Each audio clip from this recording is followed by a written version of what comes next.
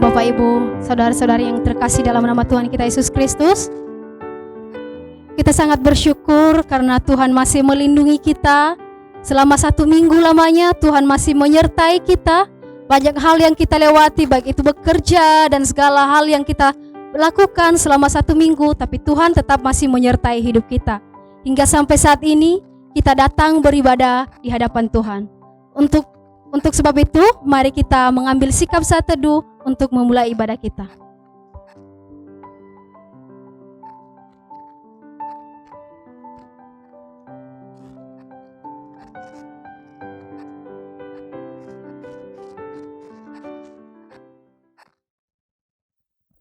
Tuhan kita adalah Tuhan yang pengasih, Tuhan kita adalah Tuhan yang penyayang, yang selalu menyertai hidup kita hingga sampai saat ini. Ia selalu memimpin hidup kita hingga sampai saat ini.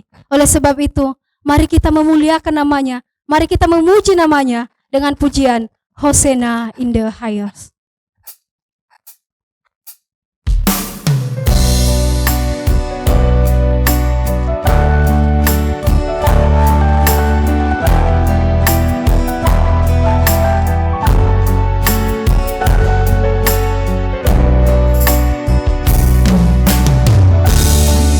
The King of Glory,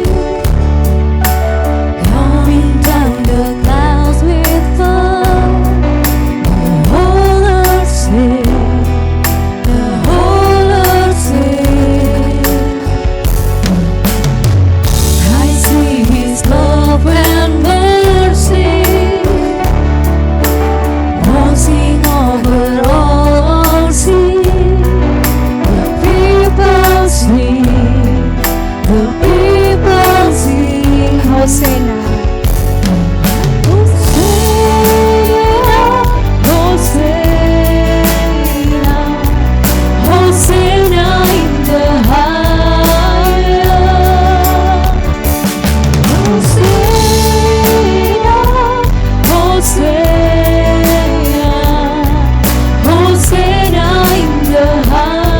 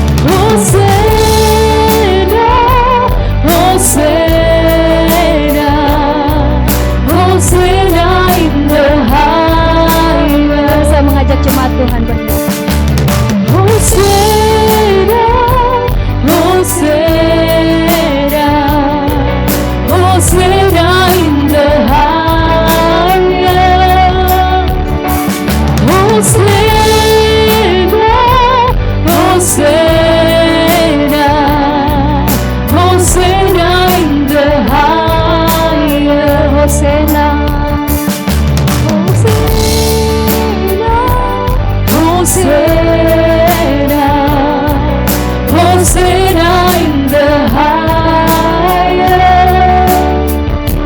Hosanna, Hosanna, Hosanna in the highest.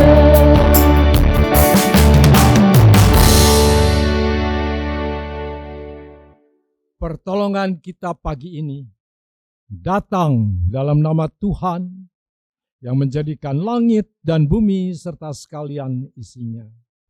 Ia yang memeliharakan kesetiaannya sampai selama-lamanya, dan Ia tidak pernah meninggalkan kita perbuatan tangannya. Turunlah atas saudara semua kasih karunia dari Allah Bapa, damai sejahtera dari Yesus Kristus di dalam Roh Kudus.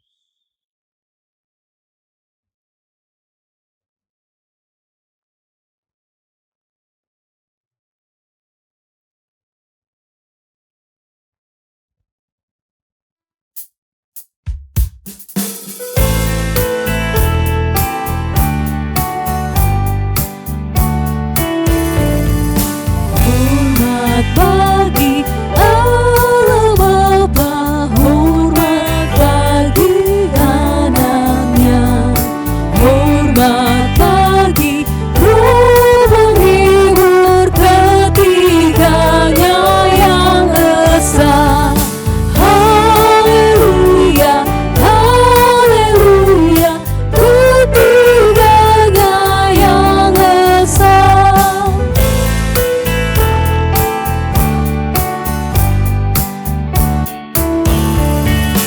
Hormat bagi Raja surga, Tuhan umat manusia. Hormat bagi Raja salam di seluruh dunia. Haleluya, haleluya, di seluruh dunia. Mari kita berdoa. Ya Tuhan Allah yang bertata dalam kerajaan surga, kami sangat bersyukur ya Bapa buat kasih dan penyertaan-Mu selama 1 minggu lamanya. Engkau masih memberkati kami, di mana kami telah melakukan segala kegiatan-kegiatan kami ya Tuhan. Segala apapun yang kami lakukan, baik itu dalam pekerjaan, Tuhan memberkati. Hingga sampai saat ini Tuhan masih memberikan kekuatan bagi kami Bapa untuk datang beribadah kepada Engkau ya Tuhan. Terima kasih ya Bapa. Dan pada saat ini ya Tuhan, biarkanlah diri kami untuk fokus kepada Engkau ya Tuhan. Yang artinya bahwa kami memandang Engkau pada hari ini ya Tuhan. Kami mau memuji, memuliakan nama-Mu. Dan kami juga mau mendengarkan kebenaran firman-Mu ya Bapa. Kiranya Tuhan memberkati kami ya Tuhan dengan firman-firman-Mu yang kami dengar ya Bapa, sehingga menjadi bekal bagi hidup kami. Ya Tuhan Yesus Kristus, kami juga menyerahkan segala juga yang menyampaikan kebenaran firman-Mu ya Tuhan. Kiranya juga Tuhan menolong hamba-Mu ya Bapa, supaya dia menyampaikan kebenaran firman-Mu sesuai dengan kehendak-Mu. Ya Tuhan Yesus Kristus, kami juga memohon pengampunan di hadapan Engkau ya Tuhan.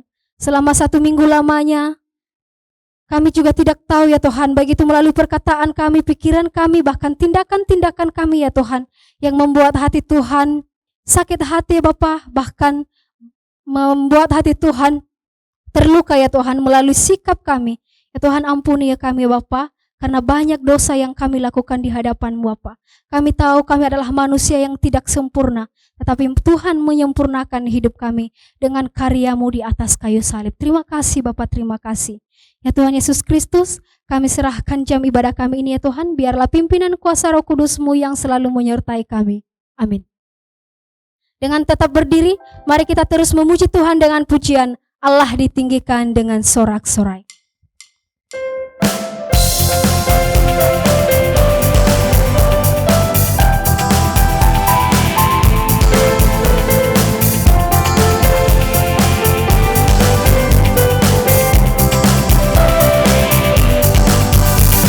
Allah ditinggikan dengan sorak-sorai, Allah ditinggikan dengan sangkakala, Allah ditinggikan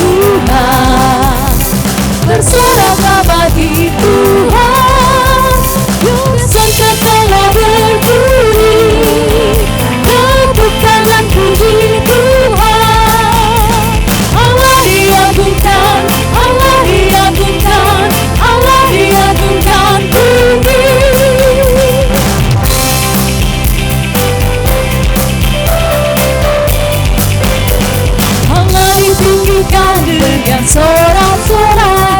Allah ditinggikan dengan sangkakala. Allah ditinggikan dengan sorak-sorai. Bersoraklah bagi Tuhan, bersoraklah bagi Tuhan. Sangkakala berbunyi, tepuk tangan puji Tuhan. Allah diagungkan, Allah diagungkan, Allah diagungkan tinggi.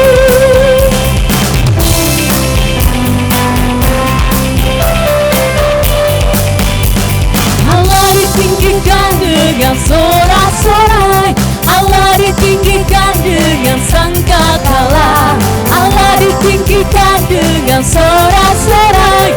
Bersoraklah bagi Tuhan, bersoraklah bagi Tuhan. Sangkakala berbunyi, tepuk tangan puji Tuhan. Allah diagungkan, Allah diagungkan, Allah diagungkan tinggi. Sangkakala berbunyi, tepuk tangan puji Tuhan.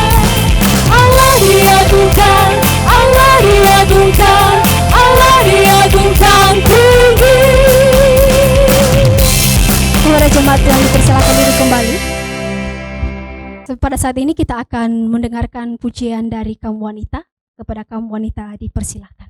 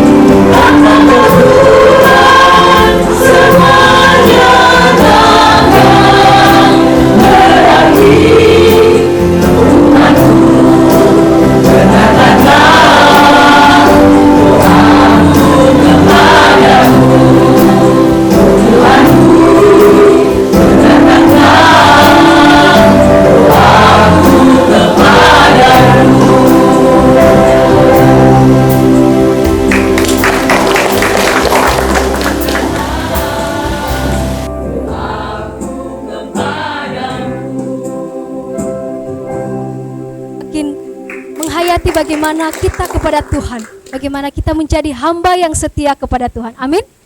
Amin. Pada saat ini saya mengajak jemaat kembali berdiri. Mari kita mengakui iman percaya kita dengan berkata demikian. Aku percaya kepada Allah, Bapa yang Maha Kuasa, Khalik langit dan bumi, dan kepada Yesus Kristus anaknya yang tunggal Tuhan kita, yang dikandung daripada Roh Kudus, lahir dari anak darah Maria, yang menderita sengsara di bawah pemerintahan Pontius Pilatus, disalibkan, mati dan dikuburkan, turun ke dalam kerajaan maut, pada hari yang ketiga bangkit pula dari antara orang mati, naik ke surga, duduk di sebelah kanan Allah, Bapa yang Maha Kuasa. Dari sana Ia akan datang untuk menghakimi orang yang hidup dan yang mati. Aku percaya kepada Roh Kudus, gereja yang kudus dan am, persekutuan orang kudus, pengampunan dosa, kebangkitan tubuh, dan hidup yang kekal. Amin. Pada saat ini, dengan tetap keadaan berdiri, sebelum kita mendengarkan kebenaran firman Tuhan, mari kita memuji Tuhan dengan pujian, dengan sayapmu.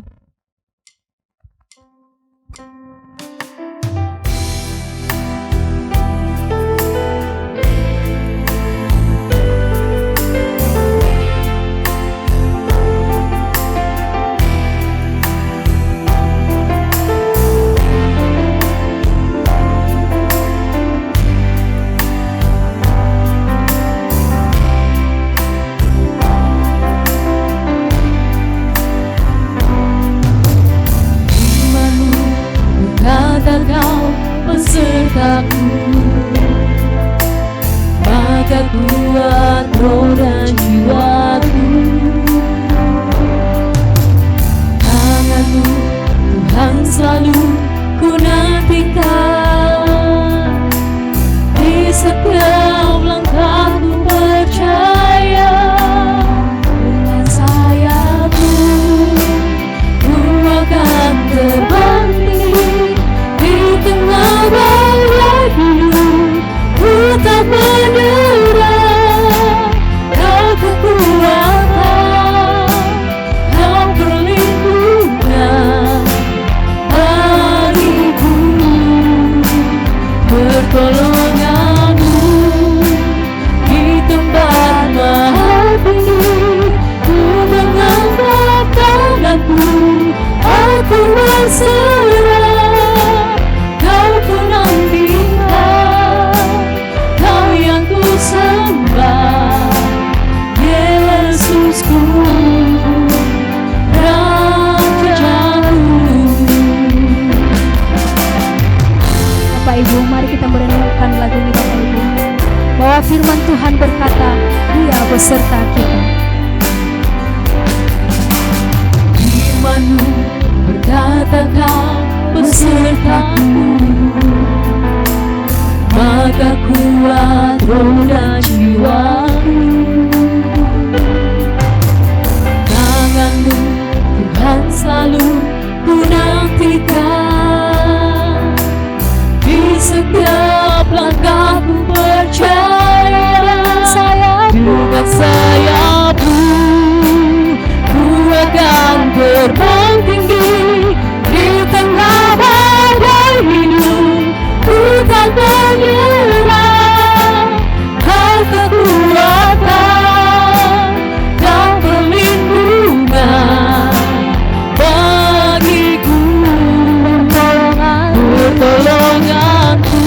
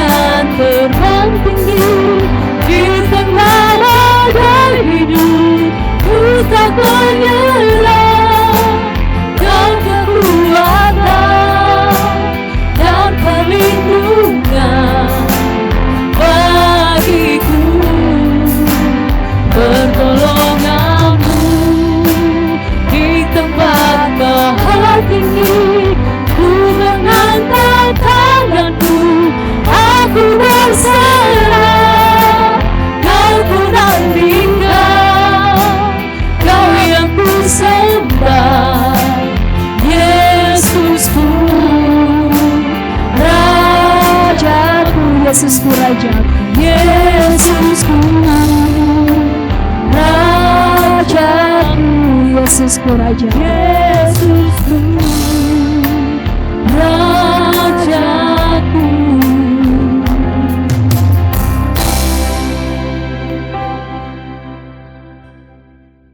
Bapa, kami bersyukur kepadamu. Kami boleh datang di dalam rumah Tuhan. Kami boleh menaikkan pujian kami kepadamu.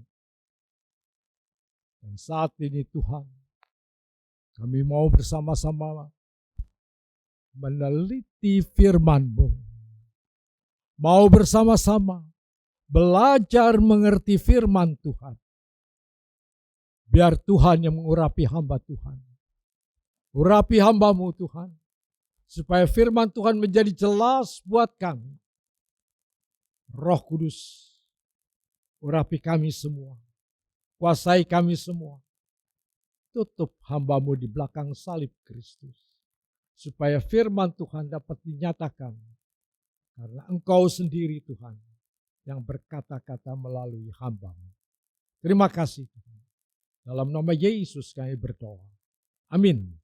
Silakan duduk saudara.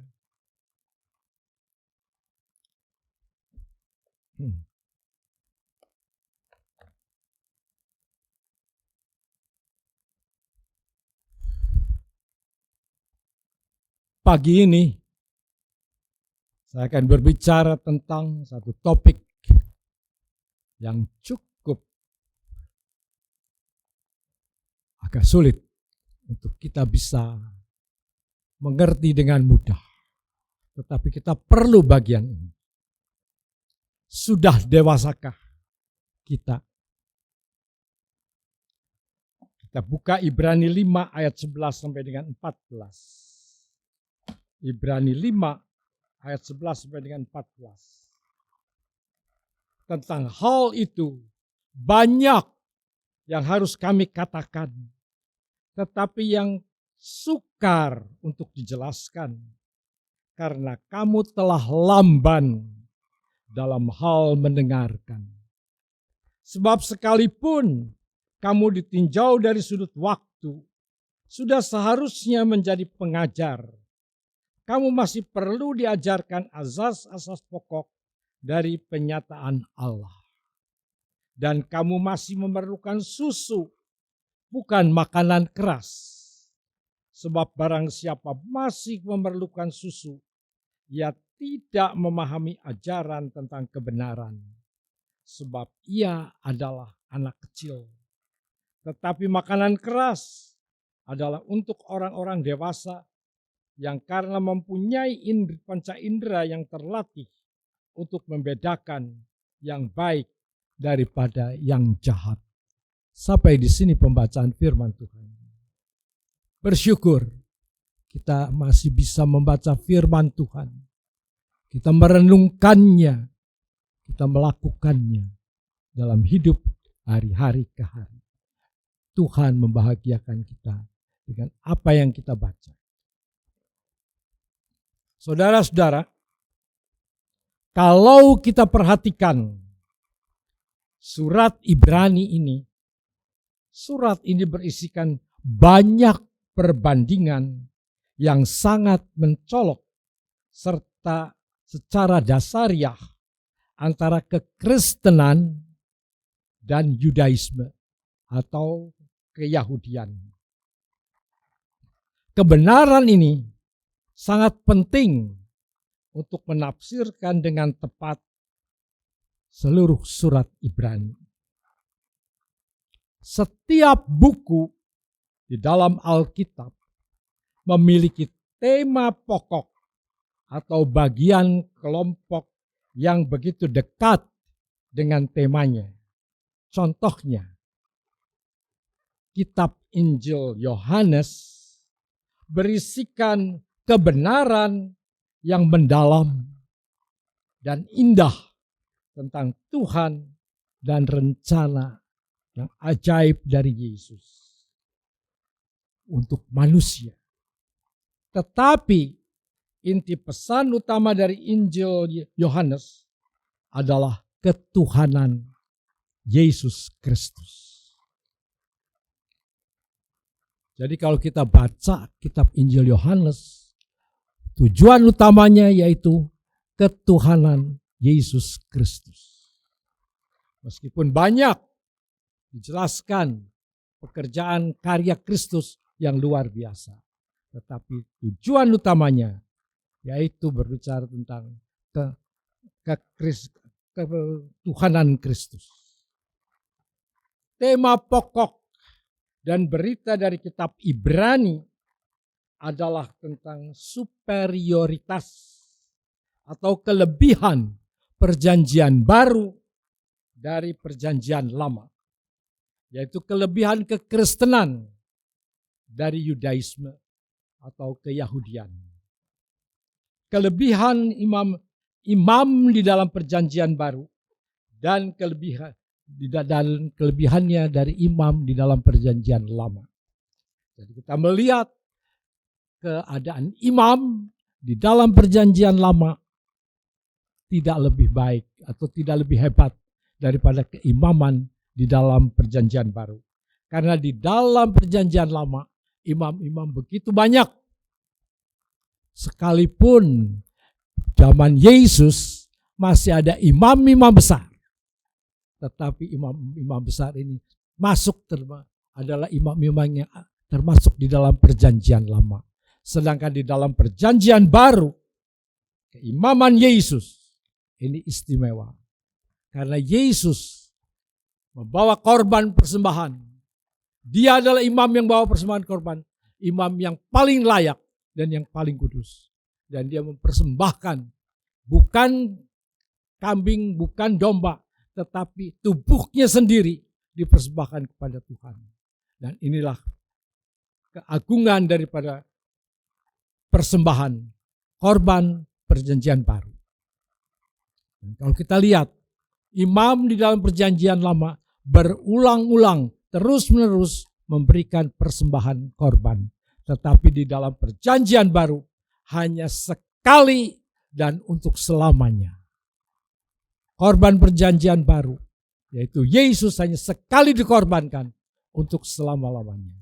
Dan tidak ada lagi pengorbanan-pengorbanan. Perlu diingat, ayat 11 berkata demikian. Tentang hal itu banyak yang harus kami katakan, tetapi yang sukar untuk dijelaskan. Karena kamu telah lamban dalam mendengar. Peringatan dari penulis surat Ibrani, ada beberapa kali peringatan kepada orang Yahudi yang secara intelektual hampir mengambil keputusan untuk percaya, tetapi belum beriman kepada Kristus. Peringatan serupa juga berfungsi dalam konteks memberikan dorongan dan nasihat kepada orang-orang Yahudi yang telah percaya kepada Kristus, tetapi tergoda untuk kembali kepada Yudaisme. Karena ragu-ragu, mereka takut dikritik, dan mereka menjadi kurang percaya. Bahkan mereka tidak tahan waktu harus mengalami aniaya. Saudara-saudara, di dalam bagian ini kita dapat melihat bahwa peringatan-peringatan daripada penulis surat Ibrani begitu keras. Karena pada saat itu Injil disampaikan kepada orang-orang Yahudi. Orang-orang Yahudi banyak yang mulai percaya, tapi banyak yang tidak percaya.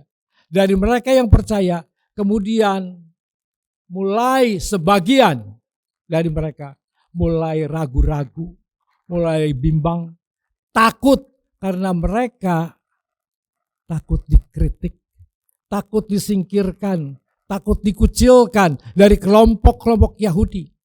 Bahkan mereka tidak tahan ketika harus mengalami aniaya.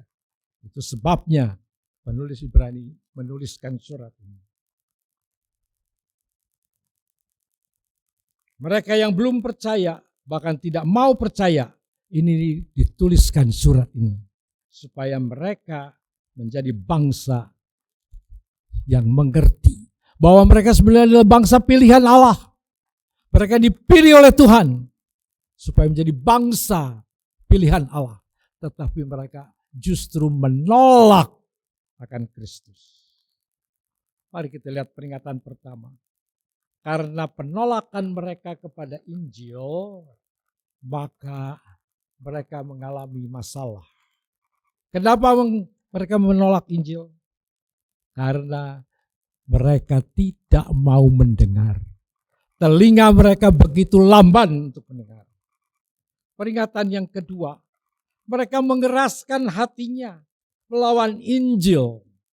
Peringatan yang ketiga, keprihatinan penulis Ibrani mengenai kedewasaan, yaitu bahaya untuk tetap bertahan pada kebenaran unsur-unsur perjanjian lama yang hanya merupakan gambaran dari perjanjian baru. Karena sekarang sudah diganti oleh perjanjian baru yang disebut juga sudah digenapi di dalam perjanjian baru. Tolong diperhatikan bagian ini agak sulit. Perhatian daripada penulis Ibrani supaya mereka menjadi dewasa. Karena mereka, orang-orang yang ada di dalam perjanjian lama ini, ingin kembali ke sana. Mereka ingat akan adat istiadat. Semua peringatan tadi telah ditujukan kepada semua orang. Berita keselamatan melalui Injil telah disampaikan dengan jelas, tetapi mereka tidak tergerak hatinya untuk menerima Injil keselamatan. Ini bukan hanya orang-orang Yahudi yang tidak percaya, tetapi kita juga pada zaman sekarang. Karena banyak dari mereka pengakuan imannya begitu dangkal.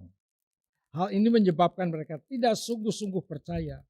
Sungguh kasihan mereka. Ada dalam bahaya yang serius. Tidak akan mendapatkan berkat perjanjian baru. Mereka terpisah untuk mendapatkan hidup yang kekal. Mereka begitu dekat dengan kemurtadan.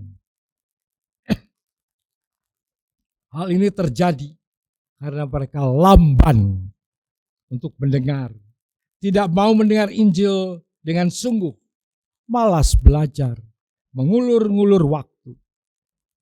Hal yang sama pun terjadi dengan kita.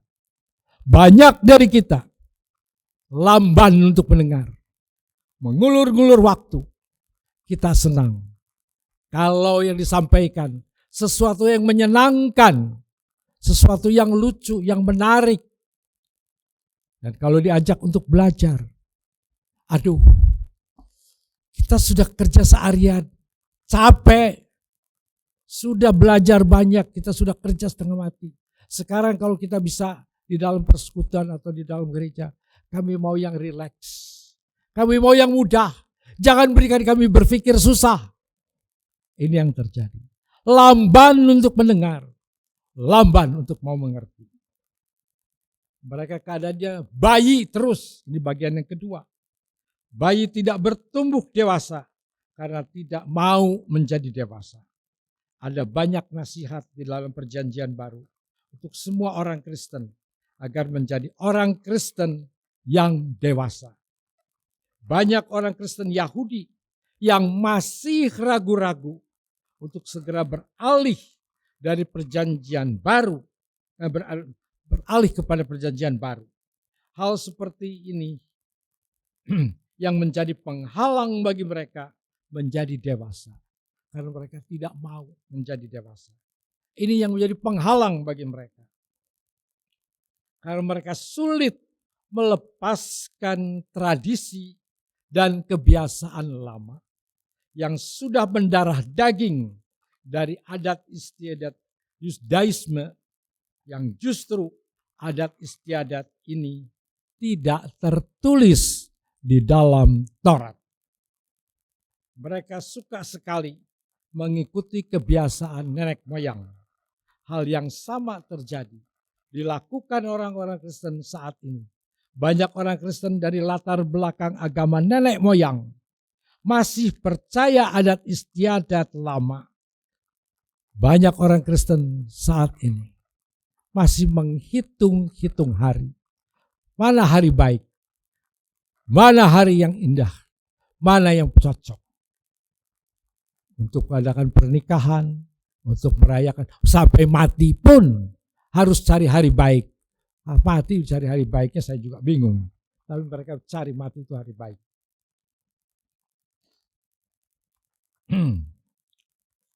Hal yang seperti ini sering menghambat kedewasaan iman. Perjanjian lama adalah semacam kerohanian alfabet. Ya. Perjanjian lama boleh dikatakan adalah gambaran percakapan bayi. Tulisan huruf bayi dan suaranya seperti suara anak yang baru belajar berkata-kata dengan bahasa yang sederhana. Kita tidak memakai ensiklopedia untuk mengajar anak yang baru belajar membaca. Guru anak-anak kecil mengajar anak-anak dengan memakai gambar dan visual objek yang lain seperti buah-buahan. Ini jeruk, ini apel, ini pisang. Diulang lagi, ini pisang, ini jeruk. Harus ada gambarannya. Itu bagi anak-anak. Nah, guru-guru menunjukkan bola, ini bola. Bola ini bentuknya bulat. Bola ini bentuknya bulat. Topi saya bundar. Jadi antara bundar dan bulat berbeda. Nah, kita seringkali kadang-kadang kita tertukar mana yang bulat dan mana yang bundar. Kita harus belajar itu juga. Ini gambar ikan. Ikan hidup di dalam air. Semua bentuk dalam bentuk gambar. Demikian Tuhan mengajar wahyu Allah melalui pengajarannya yang meningkat dalam cara yang mirip seperti itu. Perjanjian lama digambarkan seperti sekolah dasar dengan pengajaran dasar. Digambarkan seperti itu. Bukan berarti kita tidak perlu belajar perjanjian lama. Kita perlu belajar. Tetapi kita tahu perjanjian lama ini merupakan gambaran. Semua dengan gambaran. Coba kita lihat. Paskah. Pesah. Waktu bangsa Israel mau meninggalkan Mesir. Mereka diperintahkan oleh Tuhan untuk menyembelih domba. Anak domba. Dan kemudian darahnya laburkan di ambang pintu. Dan mereka harus makan minum sayur pahit. Cepat. Ada domba yang dipersembahkan. Nah, ini namanya domba Paskah. Mereka merayakan Paskah yang pertama. Ini adalah gambaran kepada Paskah di mana Yesus, domba Allah yang sejati, yang dikorbankan untuk keampunan dosa kita. Pada zaman itu, persembahan korban sering kali diadakan terus-menerus. Tetapi di dalam Kristus hanya sekali saja. Mereka merayakan hari raya Paskah, hari raya pondok daun, hari raya buah bungaran, hari raya roti tidak beragi. Ini semua gambaran untuk perjanjian baru. Semua perayaan mempunyai makna tersendiri dan keuntungannya sendiri.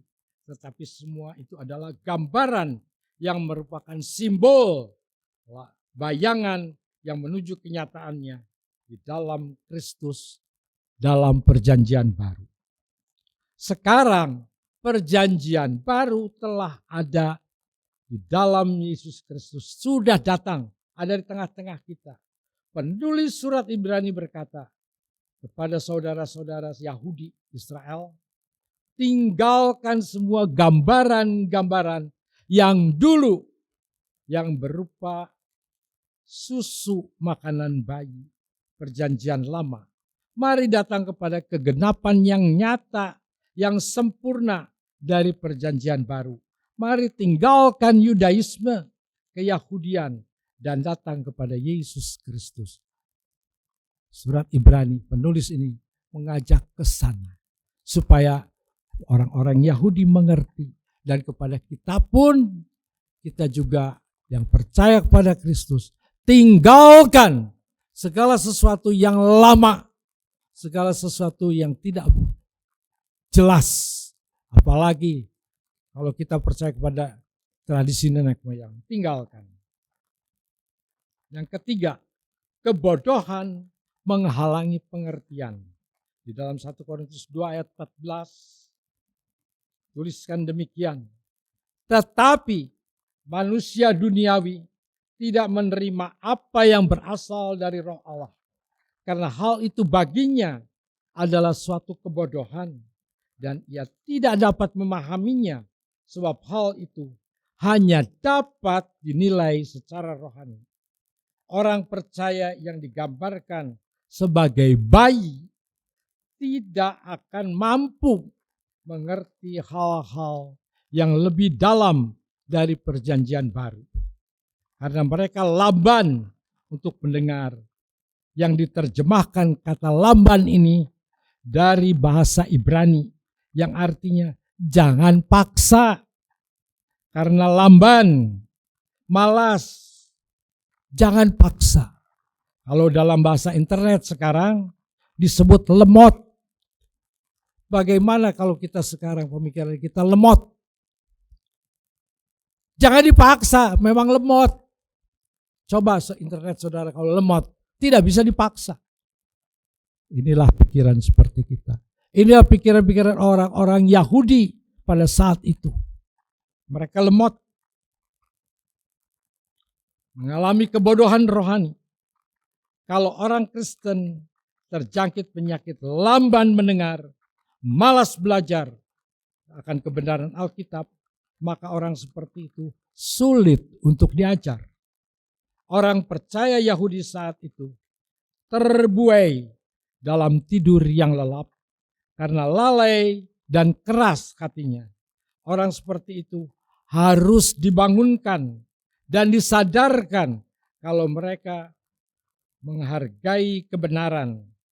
Yang jelas mereka perlu untuk mendapatkan perjanjian baru. Orang-orang yang belum percaya memiliki banyak rekan hari ini. Kita punya banyak rekan. Orang-orang yang mendengar Injil dan tergerak serta bersemangat. Ada banyak seperti itu. Pemahaman spiritual atau rohani tampaknya mulai ini terjadi pada zaman orang-orang Yahudi yang mula-mula mendengar Injil. Mereka bersemangat. Tetapi semakin lama mendengar, mereka mulai malas, mulai ragu-ragu karena ada percampuran di situ. Ada pengajaran-pengajaran palsu, ada juga aniaya di sana. Dan mereka mulai tidak menerima. Mereka menjadi lamban secara rohani. Mereka lalai untuk bertindak berdasarkan kebenaran yang mereka ketahui dan menjadi semakin keras terhadap Injil. Seringkali mengaku mengagumi dan menghormati ajaran Kristus, tetapi mereka tidak bersungguh-sungguh mempercayainya, apalagi melakukannya. Banyak orang sekarang mengagumi kekristenan, tetapi tidak mau ambil bagian di dalam iman kekristenan. Sekalipun bisa mengagumi ajaran Kristus, ajaran kekristenan, tetapi tidak mau terjun dan masuk untuk menjadi orang Kristen. Jika kita tidak berharap dan tidak percaya, serta tidak melakukan Injil yang kita katakan baik, padahal Injil mengajarkan kebenaran Allah, maka kita telah membuat hati kita menjadi keras, lambat, lemot, dan tidak taat akan Injil. Hati-hati dengan kita. Kalau kita mulai tidak mau mempelajari, maka kita menjadi keras dan menjadi tidak mau mendengar, lamban. Semakin keras menolak ajaran Kristus, maka semakin hati menjadi semakin keras.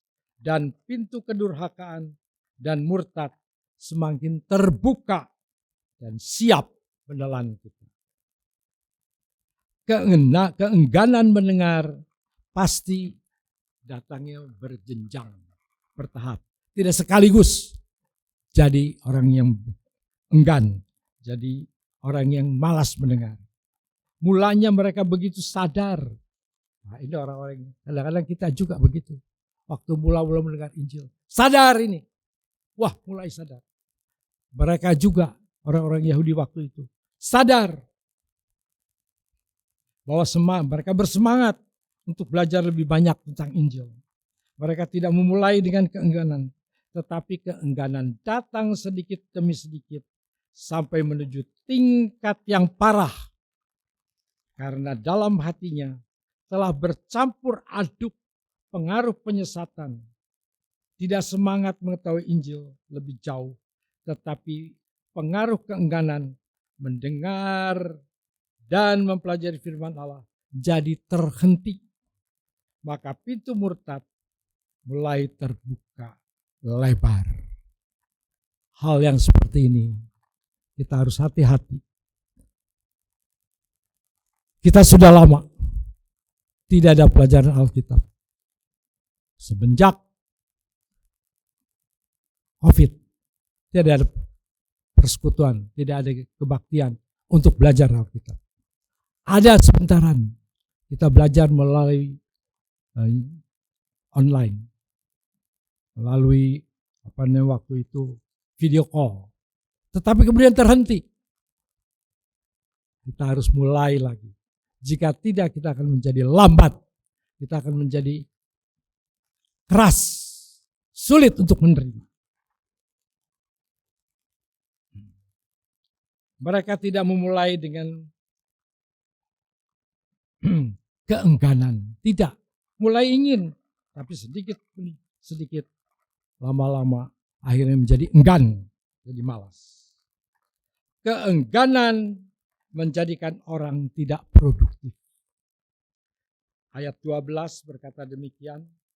Berdasarkan lamanya menjadi Kristen, seharusnya sudah bisa menjadi orang lain, bisa mengajar orang lain. Tetapi karena enggan mendengar, lambat mendengar kebenaran firman Tuhan. Karena mereka menganggap telah banyak tahu tentang Taurat dalam perjanjian lama.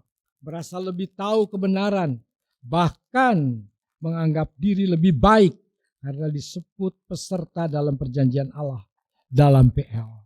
Mereka tidak mau memeriksa apakah cara mereka benar telah memenuhi perjanjian lama atau belum. Anggap mengerti Alkitab, anggap mengerti perjanjian lama. Wah, itu sudah luar kepala. Tahu bahasa Ibrani dengan baik, tahu Alkitab, perjanjian lama. Tetapi sangat disayangkan, mereka sebenarnya nol besar. Dalam beberapa perjalanan yang saya lakukan, baik di daerah Tanah Batak, baik di Sulawesi, baik di Kalimantan, baik di Timor, saya bertemu banyak orang-orang Kristen. Pada hari Minggu, gerejanya yang begitu dekat mereka tidak datang. Saya lihat mereka ada di mana. Mereka ada di warung-warung tuak. Yang di Batak main catur sambil minum tuak. Yang di Timor makan sirip pinang.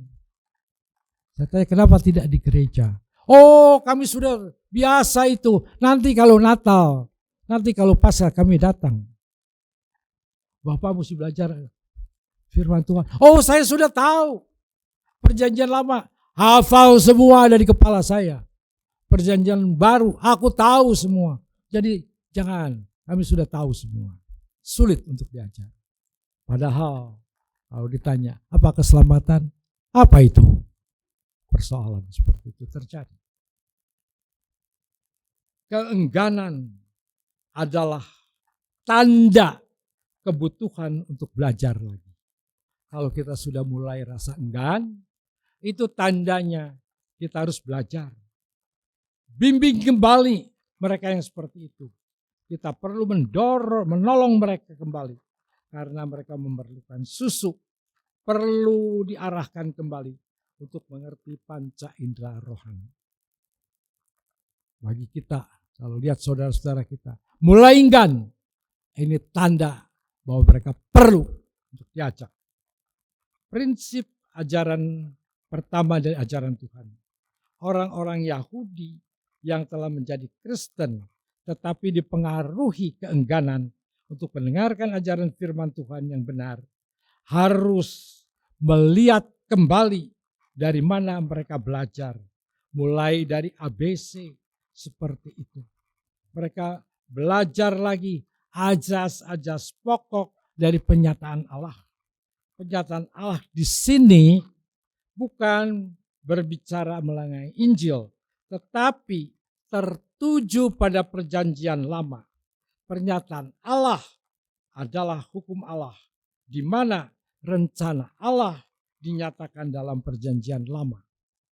Mereka mendapatkan kepercayaan Allah adalah suatu anugerah yang luar biasa dari Tuhan untuk orang-orang Yahudi. Roma 3 ayat 1-2 saya bacakan. Jika demikian, apakah kelebihan orang Yahudi dan apakah gunanya sunat? Banyak sekali. Dan di dalam segala hal pertama-tama sebab kepada mereka dipercayakan firman Allah. Ini sebenarnya mereka harus lihat kembali ke sana. Mereka lah yang mula-mula dipercayakan akan firman Allah. Supaya mereka boleh menjadi berkat buat banyak orang. Tetapi mereka enggan. Mereka keras kepala. Dan ini harus dibawa kembali ke sana. Dibawa balik ke sana, lihat. Ini adalah dasar-dasar wahyu firman Allah. Hukum perjanjian lama. Dalam hal ini mereka perlu diajarkan lagi. Sebenarnya mereka telah cukup paparan perjanjian baru. Tetapi mereka tidak tampak memahami perjanjian lama. Sayang. Mereka sudah mulai belajar perjanjian baru. Paparannya sudah banyak. Tetapi sayang, dasar perjanjian lama yang ada pada mereka tidak ada. Dan ini dibuktikan oleh kurangnya kemampuan mereka di dalam mengerti kebenaran yang lebih dalam. Orang-orang Yahudi itu bahkan tidak mengetahui atau tidak memahami hukum mereka sendiri. Mereka membutuhkan orang yang mengajarkan kembali hukum mereka yang perlu digambarkan tadi. Jadi gambaran-gambaran tadi perlu dikembalikan. Ini loh gambaran tentang Kristus itu ada di sini. Kenapa domba Paskah? Ini gambarannya di sana. Semua yang ada di dalam perjanjian lama banyak gambaran-gambaran tentang perjanjian baru. Mereka harus dibawa ke sana. Mereka tidak mengenali Tuhan, mengenal Tuhan Yesus jika tidak ditunjukkan gambaran-gambaran dari perjanjian lama. Kebutuhan menjadi dewasa. Perjanjian lama adalah pembuka yang penuh gambaran, yang menggambarkan dan membayangkan perjanjian baru. Perjanjian baru adalah berita kedewasaan yang lengkap. Menurut Galatia 3 ayat 23 dan 24. Sebelum iman itu datang, kita berada di bawah pengawalan hukum Taurat dan dikurung sampai iman itu telah dinyatakan. Jadi hukum Taurat adalah penuntun bagi kita sampai Kristus datang. supaya kita dibenarkan karena iman. Memang sebelum Kristus datang, kita dituntun oleh perjanjian lama, oleh hukum Taurat. Diarahkan, ini loh nanti akan datang Kristus. Ini yang akan nanti menggenapi. Dituntun ke sana. Dan Yesus datang. Ini semua selesai. Harus digantikan. Hukum Taurat adalah pembimbing yang melatih mengarahkan seorang anak rohani seperti orang-orang Yahudi. Mula-mula diajar dasar-dasar kebenaran Allah. Tetapi di dalam perjanjian baru, kita tidak di bawah pimpinan hukum Taurat lagi. Kita sudah bertumbuh dewasa. Inilah masalah yang terjadi dengan orang-orang Yahudi saat itu. Kristus sudah datang. Gambaran yang berupa bayangan sudah tidak diperlukan. Karena sekarang bukan lagi bayangan dan gambaran lagi. Tetapi kenyataan yang benar. Buku PL yang merupakan gambaran dan bayangan Kristus perlu digantikan dengan kenyataan yang jelas. Semua didapatkan di dalam Yesus Kristus. Bukan berarti tidak perlu PL. Kita perlu belajar PL untuk melihat dari mana itu. Dan kemudian kita terus belajar lagi akan perjanjian baru. Bayi datang ke dunia. Perhatikan ini. Bayi datang ke dunia tidak untuk susu. Bayi yang datang ke dunia tidak untuk susu. Bayi yang dilahirkan ke dunia perlu diberi minum susu. Bayi tidak waktu datang ke dunia tidak perlu susu. Tidak perlu susu. Tetapi bayi yang sudah lahir harus diberi susu. Orang-orang yang datang untuk mendapatkan susu, untuk mendapatkan makanan bayi, mereka adalah orang-orang yang kembali menjadi bayi. Yang seharusnya semakin dewasa, malah menjadi seperti anak-anak. Kita datang bukan untuk susu, tapi kita perlu diberi susu supaya kita hidup. Ingat, kita perlu diberikan firman yang benar supaya kita tidak menjadi bayi terus. Jangan terus hanya mau susu, mau yang keras juga, mau hal-hal yang lain untuk mengajar kita. Hal inilah yang dialami orang-orang percaya Yahudi pada waktu itu dan juga bagi kita. Mereka mengalami kemunduran iman. Apakah kita juga seperti mereka? Ada masalah sedikit, masalah hidup, kita bisa bersikap seperti anak kecil yang mudah marah, mudah kecewa, dan mudah menyalahkan orang. Kita harus hati-hati. Sudah dewasakah kita? Mari kita lihat. Dari mana kita lihat? Kita belajar untuk menjadi dewasa. Amin. Bapa dalam surga, terima kasih. Firman Tuhan sudah disampaikan. Supaya kami tidak menjadi seperti orang-orang Yahudi. Yang hanya mau digambarkan, dibayangkan. Seperti seorang anak. Tapi kami mau sesuatu yang lebih jauh. Kami mau lebih dewasa. Kami mau belajar lebih jauh. Supaya kami mengerti rencana Tuhan di dalam hidup kami. Kami perlu makanan yang keras. Supaya kami kuat. Supaya kami siap untuk menghadapi banyak hal. Terima kasih Tuhan. Hamba-Mu berhenti. Tetapi firman Tuhan akan terus berbicara. Roh Kudus menjelaskan kepada kami. Terima kasih Tuhan. Dalam nama Yesus kami berdoa. Amin.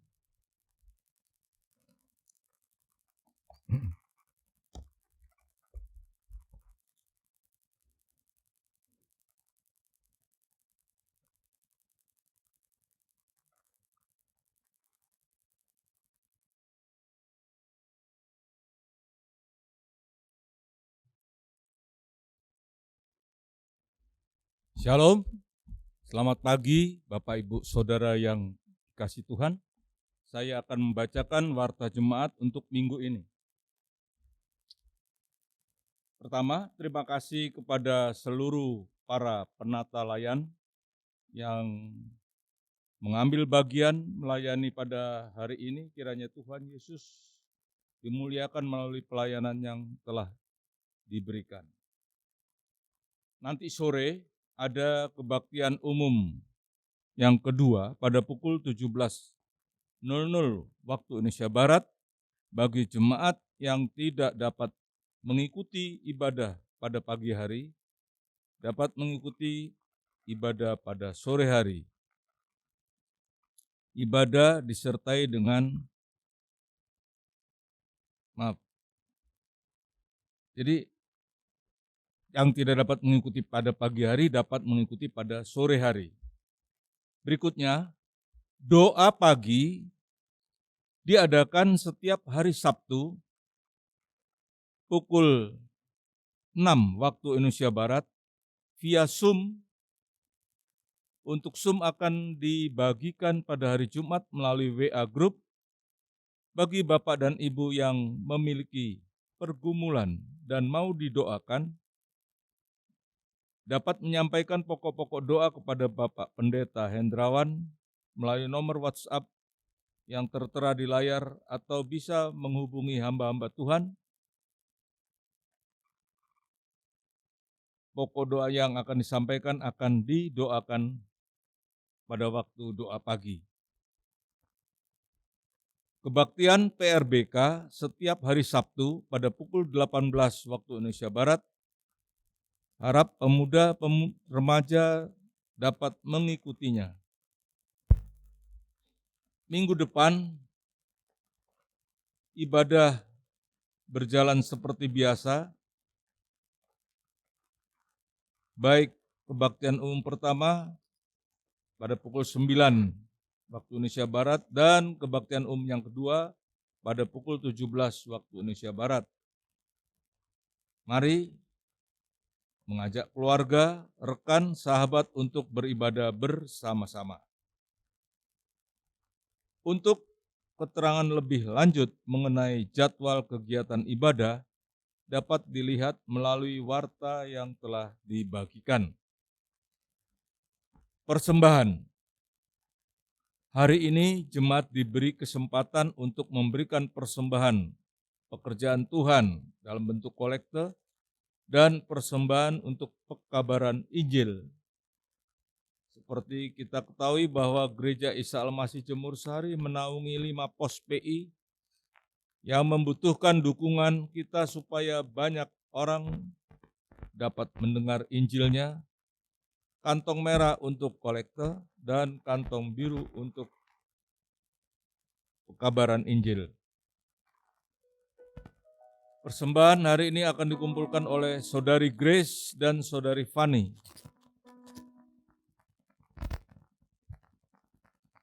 Firman Tuhan yang melandasi kita memberi persembahan pada hari ini diambil dari Markus 14 ayatnya yang ke-9. Demikian firman Tuhan. Aku berkata kepadamu, sesungguhnya di mana saja Injil diberitakan di seluruh dunia, apa yang dilakukannya ini akan disebut juga untuk mengingat Dia. Mari kita berdoa untuk persembahan yang akan dijalankan. Kembali kami mengucap syukur kepadamu ya Tuhan. Kau begitu baik bagi kami. Kau telah memelihara kehidupan kami. Kau telah mencukupi akan segala kebutuhan kami. Terima kasih Tuhan atas berkat-berkat yang sudah Tuhan berikan kepada kami selama ini. Kini tiba saatnya bagi kami untuk mengembalikan sebagian dari berkat yang kami terima.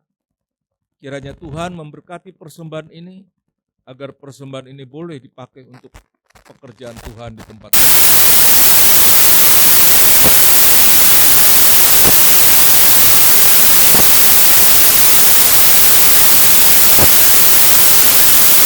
dengan pujian Sungguh Ku Bangga Bapa.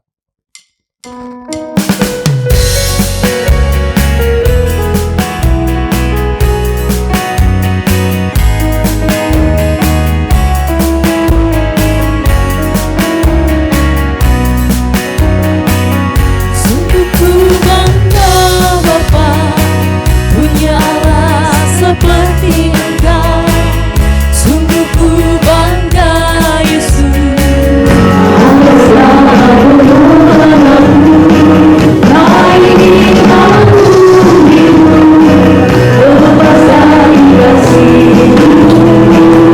Kasih-Mu menyelamatkan dan beriku pengharapan. Kini ku persembahkan apa yang aku miliki. Memang tiada berarti bila dibanding dengan kasih-Mu. Namun ku ingin memberi dengan sukacita di hati, karena ku tahu ini menyenangkan hati-Mu. Saya mengajak jemaat Tuhan untuk bangkit berdiri.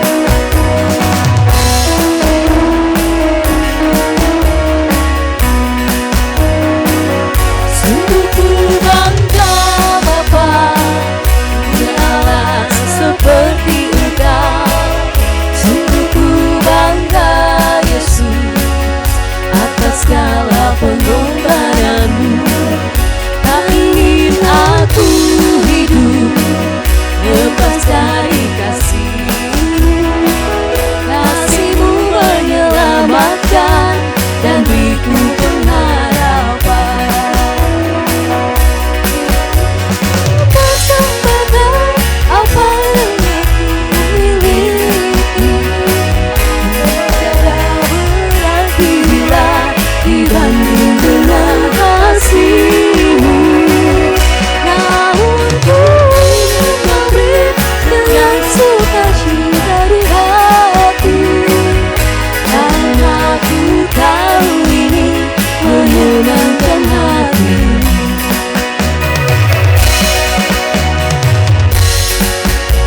Apa yang aku miliki memang tiada berarti bila dibanding dengan kasih-Mu.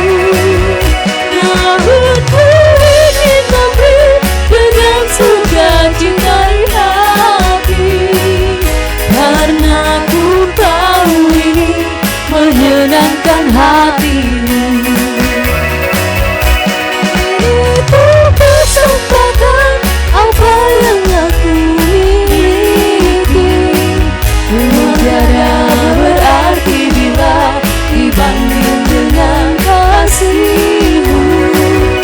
Namun ku ingin memberi dengan sukacita di hati, karena ku tahu ini menyenangkan hati-Mu. Karena aku tahu Karena ku tahu ini menyenangkan hati-Mu. karena aku tahu Karena ku tahu ini menyenangkan hati-Mu. Mari kita akhiri kebaktian ini dengan berdoa. Bapa di dalam surga, sungguh kami mengucap syukur kepadamu ya Tuhan. Kau telah memimpin kami pada kebaktian ini dari awal, pertengahan, hingga akhir. Terima kasih Tuhan atas firman yang sudah kami dengar pada pagi hari ini. Engkau telah menegur pada kami semua Tuhan, untuk kami boleh mendewasakan di dalam iman percaya kami, dalam mengikuti Engkau ya Tuhan. Tolonglah melalui Roh Kudus-Mu, untuk kami boleh selalu belajar banyak tentang kebenaran firman-Mu, sehingga kami boleh terapkan di dalam kehidupan kami sehari-hari.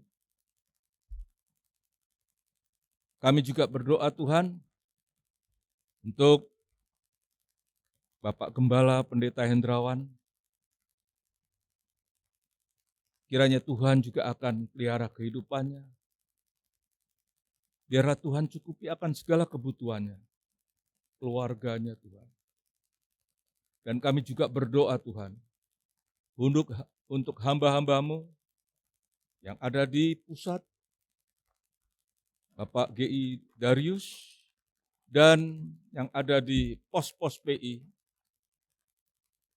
untuk Bapak Nathan yang ada di Mundu Sewu, Bapak Pendeta Kamsi yang ada di Tengger, Bapak Pendeta Yohanes yang ada di Kertosono, Bapak Pendeta Mordekai yang ada di Kasablanka, dan Bapak Pendeta Suhepdi yang ada di Wonosari. Kiranya juga Tuhan akan pelihara kehidupan mereka. Tuhan juga pelihara jemaat-jemaat yang ada di sana. Sehingga juga melalui pekerjaan hamba-hamba Tuhan di sana, banyak juga jiwa-jiwa yang dapat diselamatkan. Kami juga berdoa Tuhan, untuk jemaat di tempat ini, mereka yang sedang sakit biarlah Tuhan jamah. Tuhan sembuhkan dari sakit penyakitnya, dan mereka yang sedang mengalami kesulitan hidup, biarlah Tuhan juga akan memberikan jalan keluar bagi mereka.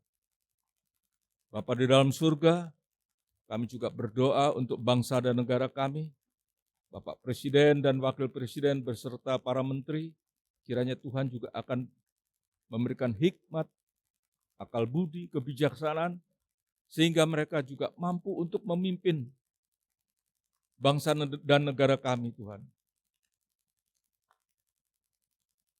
Tuhan, tahun depan bangsa kami akan mengadakan pemilihan presiden dan wakil presiden, pun juga pemilihan legislatif.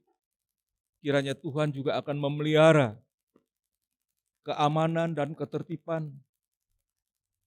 di dalam kami memilih wakil-wakil rakyat, juga memilih presiden dan wakil presiden, boleh berjalan dengan tertib dan lancar. Tidak ada kerusuhan, tidak ada kekacauan. Tolong Tuhan, pimpinlah negara kami, agar kami boleh melaksanakannya dengan baik. Terima kasih Bapak, buat semuanya itu. Sebentar lagi kami akan berpisah satu sama lain. Kami akan pulang ke rumah kami masing-masing. Mohon pimpinan dan penyertaan Tuhan, agar kami boleh tiba di rumah dengan selamat. Terima kasih Bapak. Dan doa ini kami akhiri dengan doa yang telah Engkau ajarkan kepada kami. Bapa kami yang ada di surga, dikuduskanlah namamu, datanglah kerajaan-Mu, jadilah kehendak-Mu di bumi seperti di surga. Berikanlah kami pada hari ini makanan kami yang secukupnya, dan ampunilah kami akan kesalahan kami, seperti kami juga mengampuni orang yang bersalah kepada kami. Dan janganlah membawa kami ke dalam pencobaan, tapi lepaskanlah kami daripada yang jahat, karena Engkaulah yang empunya kerajaan dan kuasa dan kemuliaan sampai selama-lamanya.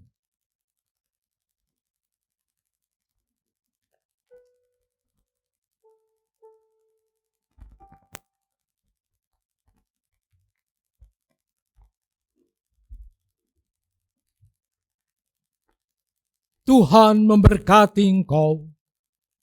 Tuhan melindungi engkau. Tuhan menyinari engkau dengan wajah-Nya dan memberikan kepadamu kasih karunia. Tuhan menghadapkan wajah-Nya kepadamu, memberikan damai sejahtera. Sekarang pulanglah di dalam damai sejahtera dari Allah Bapa, di dalam kasih karunia dari Yesus Kristus, dan di dalam persekutuan dengan Roh Kudus, menyertai saudara semua, mulai saat ini sampai Yesus datang kembali.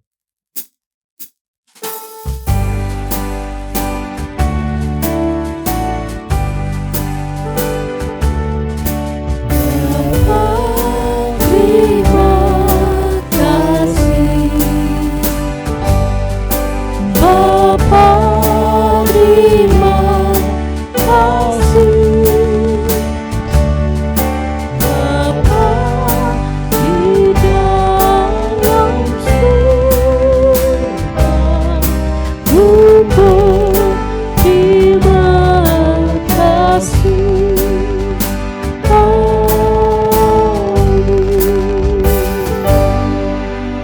Silakan duduk dan doa teduh.